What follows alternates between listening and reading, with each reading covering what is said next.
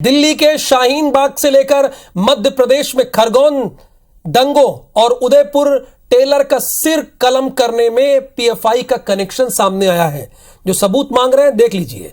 दरअसल मध्य प्रदेश सरकार के गृह विभाग की रिपोर्ट के मुताबिक मध्य प्रदेश में पिछले 7 सालों में 239 दंगे हुए। ठीक है, इन दंगों में पीएफआई की भूमिका को लेकर जांच एजेंसियां पड़ताल कर रही हैं। इंटेलिजेंस एजेंसियों का दावा है कि पीएफआई मध्य प्रदेश के तकरीबन हर दंगे में शामिल रहा है, उसका कहीं ना कहीं हाथ रहा है। फिलहाल देश भर से पीएफआई के सैकड़ों एजेंटों को गिरफ्तार कर लिया गया है। आपको ध्यान होगा कि 15 राज्यों में छापे पड़े, दबिश पड़ी। 11 राज्यों से 106 लोग गिरफ्तार किए गए। अपने मध्य प्रदेश से भी 4 लोग गिरफ्तार किए गए, 4 एजेंट्स गिरफ्तार किए गए। कुछ लोग झंडा लेके खड़े हो गए थे। लेकिन मध्य प्रदेश में पीएफआई का नेटवर्क गहरा है। पीएफआई ने महज कुछ सालों में ही 2000 से ज्यादा एजेंट्स अपने संगठन में जोड़ लिए हैं। अब मध्य प्रदेश की सरकार एनआईए के अलावा पीएफआई के दंगों से कनेक्शन को लेकर नए सिरे से जांच कर रही है। इधर राजनीति शुरू हो गई है।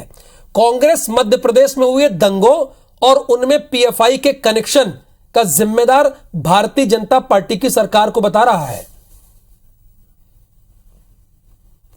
दंगे हों, लूट हो, हत्याएं हों, ये सब इस बात का सबूत है कि कानून व्यवस्था ध्वस्त है। सरकार समय पे स्टेप क्यों नहीं लेती? जब कुछ हो जाता है तब स्टेप लेती है। इसलिए केवल ध्यान बटाने का मामला है और कुछ नहीं। हमारे राष्ट्रीय स्वयंसेवक संघ और भारतीय जनता पार्टी के अनेक लोग पीएफआई के निशाने पर थे और इस तरह से पीएफआई जो है वो देश विरोधी गतिविधियों में संलग्न था और ये सख्त कार्रवाई हमारी भारत की सरकार ने की है। नवीन, अगर इंटेलिजेंस यूनिट अपना काम करती है, देश की सबसे बड़ी एजेंसी अपना काम करती है, तो कुछ लोग इसका विरोध क्यों करने लगते हैं?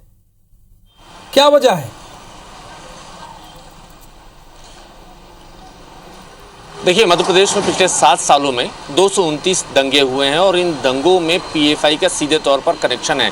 ऐसा इनपुट इंटेलिजेंस एजेंसीज को मिला है सोर्सेज के जरिए। लेकिन ये जो फिगर है और ये फिगर जो है मध्य प्रदेश की विधानसभा में टेबल हुआ था, कांग्रेस के विधायक के सवाल के जवाब में दिया गया था। जाहिर सी बात है, मध्य प्रदेश में लंबे अरसे से भारतीय जनता पार्टी की सरकार रही है। गुड गवर्नेंस का दावा बीजेपी की सरकार करती है, तो कम से कम गुड गवर्नेंस के दावे विपक्ष को हजम नहीं होंगे। यही वजह है कि कांग्रेस विधायक पीसी शर्मा ये कह रहे हैं कि मध्य प्रदेश में दंगे अगर भड़क रहे हैं, बच्चों के साथ बलात्कार हो रहे हैं और हत्याएं हो रही हैं, लूट हो रही है, तो इसकी सीधी जिम्मेदार मध्य प्रदेश की भारतीय जनता पार्टी की सरकार है। तो कुल मिलाकर विपक्ष अपना धर्म निभा रहा है। लेकिन मध्य प्रदेश में चिंता का विषय है कि 7 सालों में 229 दंगे हुए हैं। ये वो दंगे हैं जो सरकारी रिकॉर्ड पर है, जो गृह विभाग की रिपोर्ट खुद बता रही है। तो ऐसे में सवाल उठना बहुत जाहिर सी बात है। विपक्ष लगातार इन तमाम मुद्दों को लेकर भारतीय जनता पार्टी की सरकार को घेरता रहा है, न सिर्फ सदन में बल्कि सदन के बाहर भी। कुछ दिनों पहले दर्शकों को भी ध्यान होगा इस बात का कि खरगोन में जब दंगे हुए थे, खरगोन के बाद सिवनी में मॉब लिंचिंग की घटना हुई थी और लगातार 1-1.5-2 महीने के भीतर 4-5 बड़े इंसिडेंट मध्य प्रदेश में हुए थे और ये सभी इंसिडेंट जो हैं कांग्रेस विधायकों के विधानसभा क्षेत्र में हुए थे। तब भी कांग्रेस के विधायकों ने ये दावा किया था कि मध्य प्रदेश की सत्तारूढ़ पार्टी जो है वो जानबूझकर कांग्रेस विधायकों के विधानसभा क्षेत्र में इस तरीके के घटनाक्रम को अंजाम दिलवा रही है। सीधे तौर पर आरोप लगाया था मध्य प्रदेश की भारतीय जनता पार्टी सरकार पर कि हमारे विधानसभा क्षेत्रों में इस तरीके से धार्मिक नफरत का माहौल फैलाने की कोशिश सत्ता पक्ष की तरफ से हो रही है। तब भी विवाद बढ़ा था। उस समय भी वीडी शर्मा, बीजेपी के जो प्रदेश अध्यक्ष, उन्होंने कहा था खरगोन के दंगों में पीएफआई का सीधे तौर पर हाथ है और सरकार जांच रही है। गृह मंत्री नरोत्तम मिश्रा ने भी कई दफ़े इशारे किए हैं कि पीएफआई के पूरी भूमिका की जाँच हम करेंगे।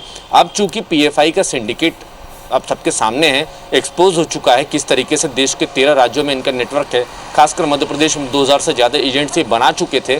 तो ऐसे में फिर से नए सिरे से जो 229 मध्य प्रदेश में दंगे हुए हैं, उनकी जांच पीएफआई कनेक्शन को लेकर मध्य प्रदेश सरकार ने शुरू कर दी है। बहुत सारी धरपकड़ अभी होना बाकी है राहुल।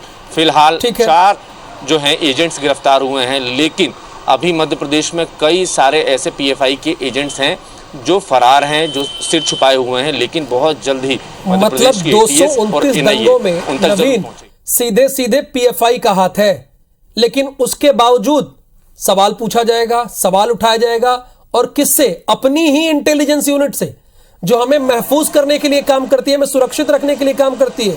सवाल उसी से पूछा जाता है बार बार। नवीन,